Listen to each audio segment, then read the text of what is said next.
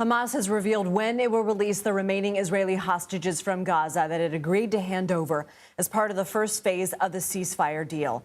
Mark Lowen with our partners at BBC has more from Jerusalem. Well, Hamas have now confirmed that there will be 4 dead bodies of the hostages who will be released on Thursday to Israel. Now, that is the first time that the dead Israeli hostages are being released to Israel since the ceasefire deal came into place.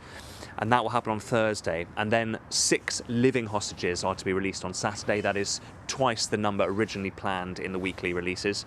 And then a further 4 dead bodies will be handed over next week. Now, amongst the 4 dead hostages to be released this Thursday, Hamas says will be the Bibas family. Shiri and Yarden Bibas were seized on the 7th of October in those attacks by Hamas, along with their 2 sons.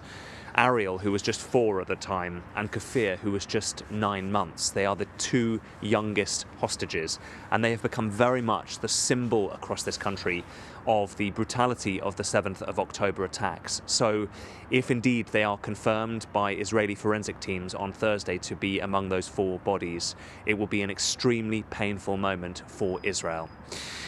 Now, the release of the bodies and the release of the announced release of the living hostages on Saturday is a sign that the ceasefire deal is back on track and is progressing. Israel has sent a negotiating team to Cairo and says it is ready to start meaningful negotiations with Hamas on progressing to the second phase of the ceasefire deal.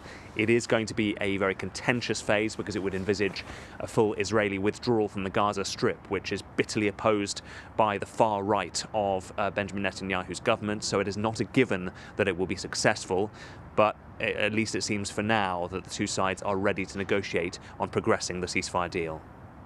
Mark Lowen, thank you. Egypt is developing a plan to rebuild Gaza without forcing hundreds of thousands of Palestinians to leave the territory.